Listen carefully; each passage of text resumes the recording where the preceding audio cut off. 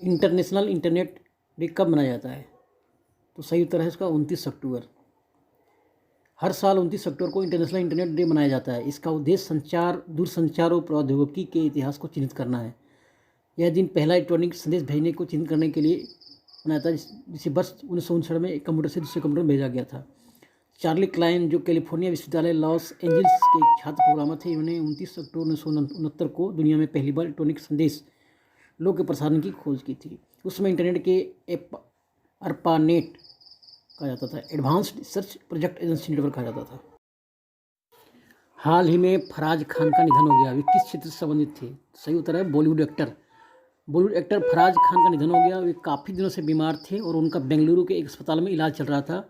वे 46 साल के थे। फिल्म में हिंदी में फराज खान ने रानी मुखर्जी के साथ काम किया था। इस फिल्म में उनके काम को काफ़ी सराहा गया था।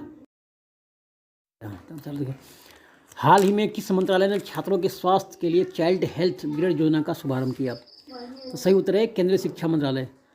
केंद्रीय शिक्षा मंत्रालय ने बच्चों की शिक्षा एवं स्वास्थ्य को ध्यान में रखकर चाइल्ड हेल्थ लिटरेसी प्रोग्राम तथा चाइल्ड हेल्थ ब्रिगेड को लॉन्च किया है। इस अवसर पर केंद्रीय शिक्षा मंत्री श्री रमेश पोखरियाल निशंक ने कहा कि शिक्षा और स्वास्थ्य दो ऐसे महत्वपूर्ण स्तंभ हैं जिन पर खुशहाल समाज निर्मित होता है। मुझे उम्मीद है कि इस प्रोग्राम की मदद से हमारे बच्चे समाज में स्वस्थ स्वास्थ्य के प्रति जागरूक हेल्थ एजुकेशन सिस्टम के निर्माण की दिशा में महत्वपूर्ण भूमिका निभाएंगे तथा child to child health care की एक सुदृढ़ श्रृंखला की शुरुआत होगी। Thank you. क्रिकेट सम्राट विराट कोहली ने आज अपना जन्मदिन मनाया। अब वे कितने वर्ष के हो गए? तो सही उत्तर है 32 साल। सुपरस्टार क्रिकेटर और भारतीय क्रिकेट टीम के कप्तान आज अपना 32वां बर्थडे मनाया। उनका जन्म 5 नवंबर 1988 को दिल्ली में हुआ था। इन्होंने क्रिकेट में एक अलग ही मुकाम हासिल किया। ऐसा लगता है कि वे कप्तान बनने के लिए पैदा हुए थे।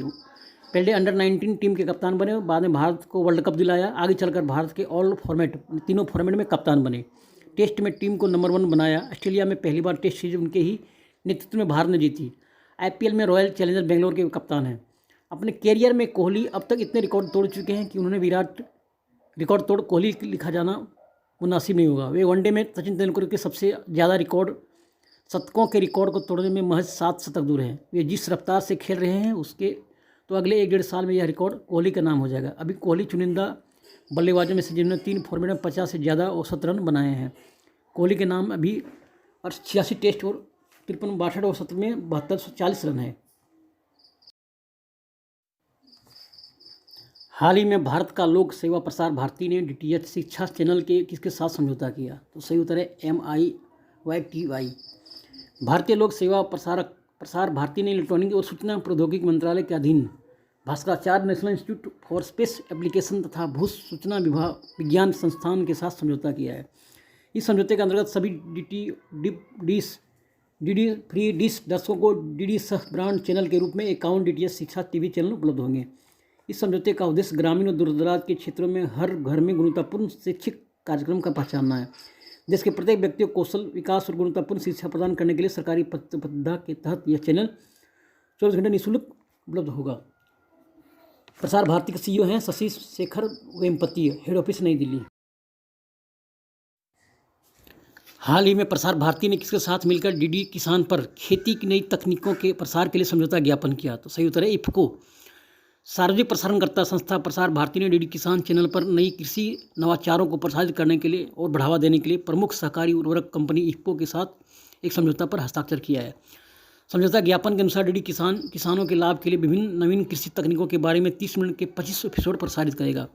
MOU का उद्देश्य किसानों को आत्मनिर्भर बनाने के उद्देश्य को हासिल करना है, जिसके लिए नई कृषि तकनीकों के कार्यान्वयन के लिए बताना आवश्यक है। प्रसार भारती के CEO शशि शेखर वेम्पति ने कहा, इस माध्यम से किसानों को एक आसान भाषा में जानकारी साझा की जाएगी। इन कार्यक्रमों को डिजिटल माध्यम से भी प्रसारित किया जाएगा। IFFCO के MD हैं VS अवस्थी, हेड ऑफिस नई दिल्ली। हाल ही में किस मंत्री ने केरल के गुरुवायूर में प्रसाद योजना की शुरुआत की? तो सही उत्तर है केंद्रीय पर्यटन मंत्री। केंद्रीय पर्यटन मंत्री प्रहलाद सिंह पटेल ने आज प्रसाद योजना के तहत केरल के गुरुवायूर में पर्यटक विभाग सुविधा केंद्र का उद्घाटन किया। श्री पटेल ने अंतर्राष्ट्रीय मानकों की सुविधाओं के निर्माण के लिए केंद्र सरकार द्वारा जारी बजट का उचित उपयोग के लिए राज्य सरकार की प्रशंसा की। उन्हें पर्यटन मंत्रालय की ओर से हर सहयोग का राज्य सरकार को आश्वासन दिला। इस योजना को पर्यटन मंत्रालय द्वारा 2014-15 में चिन्हित शीर्ष तथा धरोहर स्थलों के रूप में एकीकृत विकास के लिए शुरुआत की गई।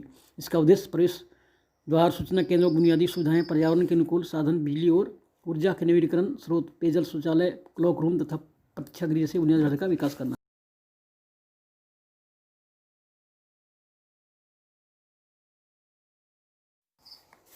दुनिया का सबसे शक्तिशाली तूफान जो फिलीपींस में तबाही मचा रहा है, वैज्ञानिकों ने इसे क्या नाम दिया है? तो सही उत्तर है गोनी। फिलीपींस में इस साल के सबसे भयंकर तूफान गोनी ने दस्तक दे दी है। इस महातूफान के कारण अब तक 10 लोगों की मौत हो चुकी है, जबकि कई इलाकों में तबाही का मंजर है, जिसके कारण करीब 10 लाख लोग प्रभावित हुए हैं। तूफान के दौरान हवा की रफ्तार 235 किलोमीटर तक रही, जबकि एक्सपर्ट का मानना है कि ये रफ्तार 350 किलोमीटर प्रति घंटा की हो सकती है। सिर्फ 2020 में फिलीपींस में आने वाला ये 18वां तूफान है। यहाँ हर साल 2 दर्जन से करीब तूफान आते हैं, जिसमें हज़ारों लोगों की जान जाती है। अभी तक हफ्ते में पहले फिलीपींस में टाइफन मोलाव आया था, जिसमें करीब 22 लोगों की जान जा चुकी है। फिलीपींस राजधानी मनीला और करेंसी पीसो है।